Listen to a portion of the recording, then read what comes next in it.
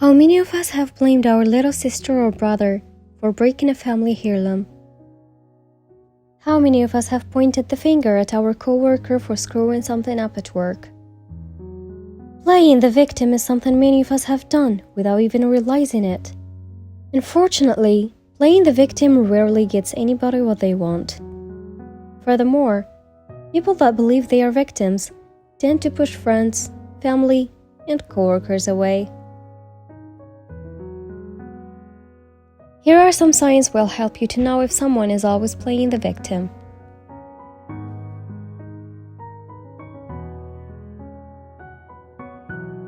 They don't take responsibility. When playing the victim, a person will refuse to take responsibility for the circumstances that they are in. Instead, they point the finger to make others feel guilty, or simply ignore their role in perpetuating the problem. What's the remedy here? Every circumstance, situation, and event in their life offers the victim an opportunity for growth. They may not be completely responsible for what has occurred, but they can always ask if they contributed somehow. Asking this question invites a person to be responsible, mature, and cooperative. Plus, it will help them avoid similar situations in the future.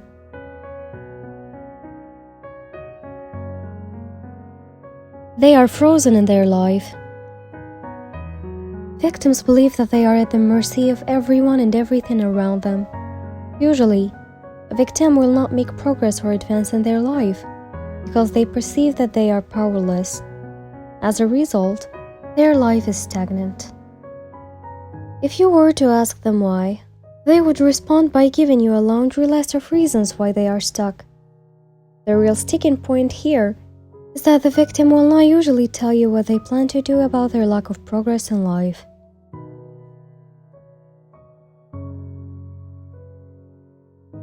They hold grudges. The victim likes to hang on to old grievances and make other people feel bad about their actions. They carry these around like weapons, just in case anyone ever tries to hold them accountable for something. A victim will bring up old memories and events in which they were probably legitimately hurt, but they use them as reasons why they can't make changes to their attitude, their life, or their circumstances in the present.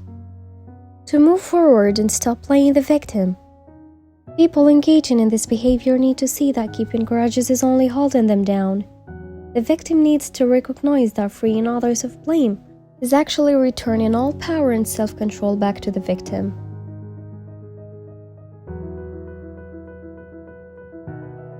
They have trouble being assertive. The victim does not truly believe they can control their life, so they struggle to state what they need, desire, or deserve. The victim's life will usually involve repeating patterns of submissiveness and passivity. This pattern is detrimental to self-esteem and personal development. The victim generally fails to break this pattern and suffers from potential anxiety or depressive disorders. What's the remedy here? A first recommendation is to seek help from a professional psychologist, counselor, or life coach. This is a chance for the victim to turn the direction of their life around. Ultimately, learning to be assertive is not a quick fix. It will take time, practice, learning, failing, and trying over and over. In the end, however, he or she will no longer feel a gnawing sense of powerlessness and self-pity that has kept them down for so long.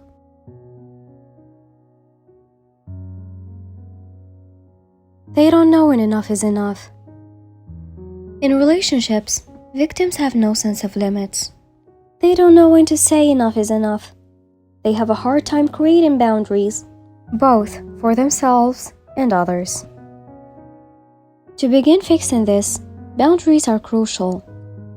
What is the maximum they are willing to take in a relationship, or in any given situation? It is the responsibility of the victim to decide these boundaries for themselves. If you are a friend or loved one, you should also set boundaries with the victim. Decide how much of their victim behavior you're willing to put up with before you bow out.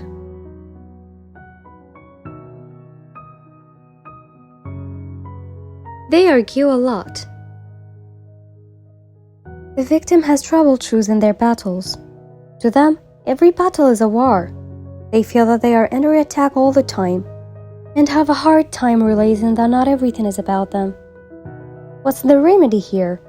The victim needs to realize that a difference of opinion or a piece of criticism is not necessarily about them. It could very well be about the other person. The victim must recognize they have a choice over whether they allow themselves to enter into petty arguments and decide what it's worth to them.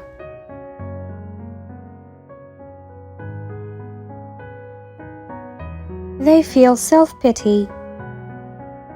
Victims have a habit of pitying themselves. Their mirror reflects a defenseless child that cannot fend for itself. Since other people do not usually show them sympathy or empathy, they try to give it to themselves, only to potentially appear immature to others. This further traps them and keeps them playing the victim. The victim needs to recognize that all people have tough days and experience bad events. Even the luckiest people experienced unfortunate events. She or he must learn to avoid thinking that they are the only person in the world that has experienced sad, difficult, or unfair circumstances.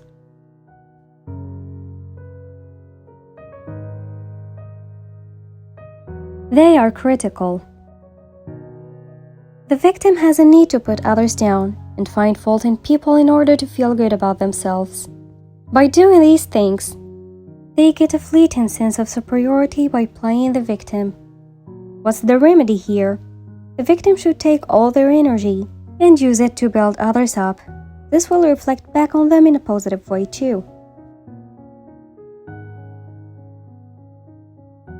In the end, playing the victim doesn't get you anywhere. The victim will end up facing painful consequences in their life and relationships if they do not change their behavior. And that's by taking constructive criticism and turning it into positive action. As with most things in life, alternative options are there. We just have to be willing to look for them and make a start. Well, that's it for today's video. Thank you so much for watching. Don't forget to hit the subscribe button, like, and share the video.